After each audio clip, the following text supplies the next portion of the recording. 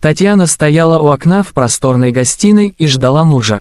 Она готовила легкий ужин, накрыла на стол, поставила свежие цветы, привычка, которой придерживалась даже в те дни, когда душа болела. Сегодня было 15 лет с тех пор, как они расписались. Никакого пафоса, просто хотела провести вечер вместе, вспомнить, как все начиналось.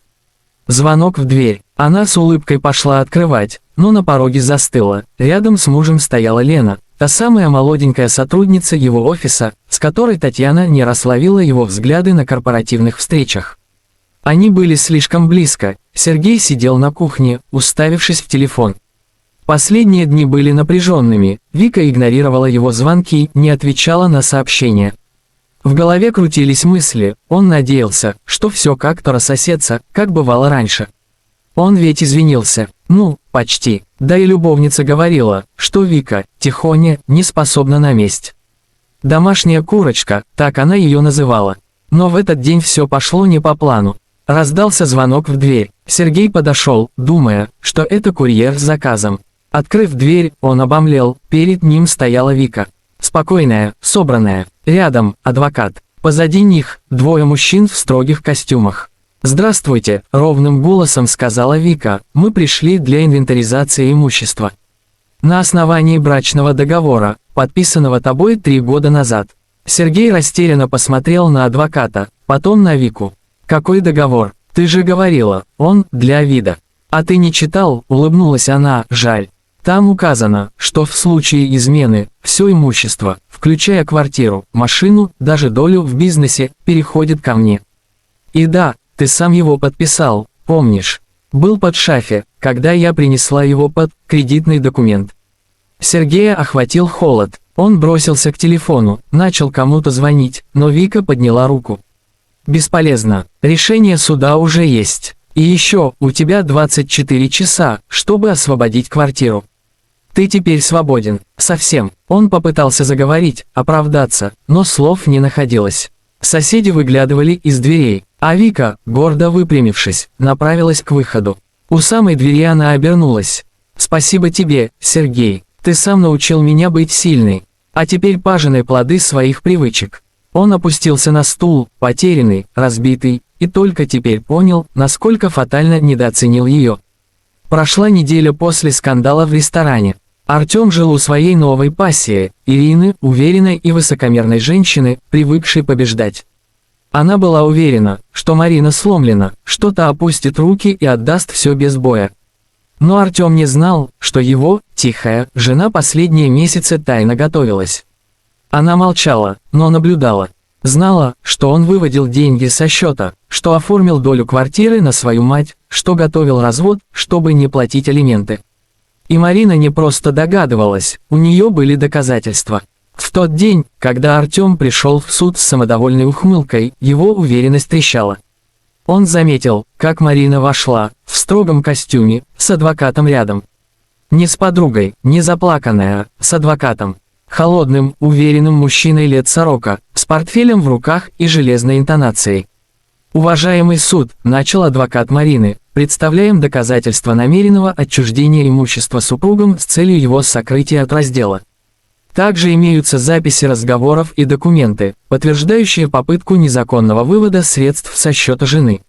Артем побледнел. Он начал протестовать, возмущаться, но судья его прервал. «Господин Волков, в таком тоне вы с судом не разговариваете. Если обвинения подтвердятся, вы рискуете не только лишиться имущества, но и понести уголовную ответственность». Ирина, сидящая рядом, заметно занервничала. Она не ожидала такого поворота. Ее добыча рассыпалась прямо в суде. Когда Марина вышла с зала, Артем метнулся к ней. «Марина, подожди, давай поговорим». Она остановилась, но не жалостливо, как раньше. Глянула на него с холодной иронией. «А теперь тебе вдруг есть, что сказать? Тебе нравилось смеяться надо мной при Иринке? Ну что, смешно тебе сейчас? Я ошибся. Да, и ты дорого за это заплатишь. Я больше не та, что терпела.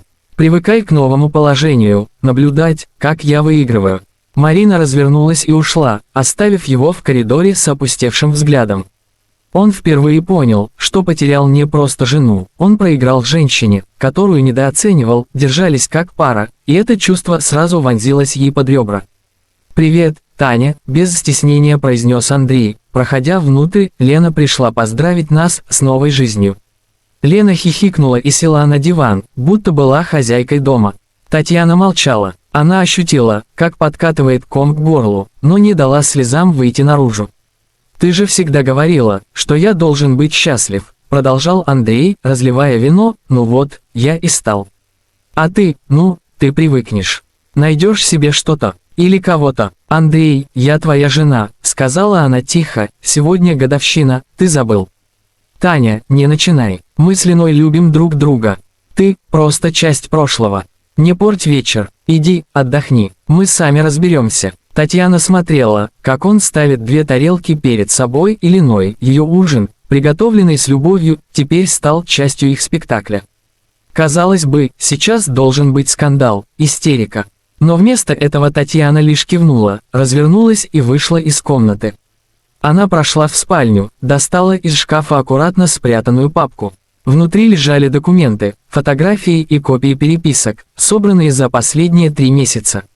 Она знала, она готовилась. Сегодняшний вечер – это не удар под дых.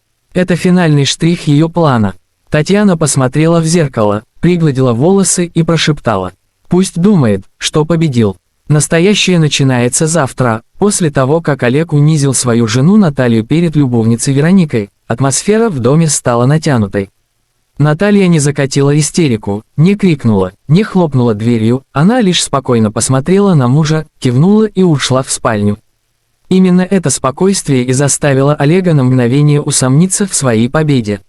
Но его эго быстро взяло верх, и он счел молчание жены слабостью. Вероника же хихикала, оглядываясь по сторонам, словно уже чувствовала себя хозяйкой дома. Она предложила отметить новую жизнь шампанским, и Олег согласился, даже не взглянув в сторону спальни, где за закрытой дверью Наталья сидела в полной тишине, держа в руках папку с документами. Эта папка лежала в сейфе уже полгода. Наталья не раз задумывалась, как и когда воспользоваться тем, что в ней содержится, но всегда откладывала. Пока была семья, был смысл терпеть. Но теперь, когда все стало очевидно, больше не за что держаться. На следующее утро Наталья проснулась рано. Она встала, как обычно, приготовила себе кофе, оделась в строгое платье и села за стол в кухне, дожидаясь Олега. Он вышел из спальни в халате, за ним Вероника. Обе женщины обменялись короткими взглядами, и Наталья протянула мужу конверт. «Это что?» – спросил он, нахмурившись. «Мое, ничего не значащее, письмо», – спокойно ответила она. В конверте были документы, брачный контракт, подписанный в начале брака, а также бумаги на бизнес, квартиру, машину, все оформленное на Наталью. Олег побледнел, листая страницы. «Ты что, хочешь все забрать?» – пробормотал он. «Нет, Олег, я просто возвращаю себе то, что ты считал неважным. Все это время ты смеялся над мной. Но, видишь ли, я не просто жена, я партнер. И я знала, что однажды твоя гордость обернется против тебя». Вероника молчала, не понимая, что происходит. Олег смотрел на жену, в глазах растерянность и паника. Все, что он считал своим, оказалось не таким уж его.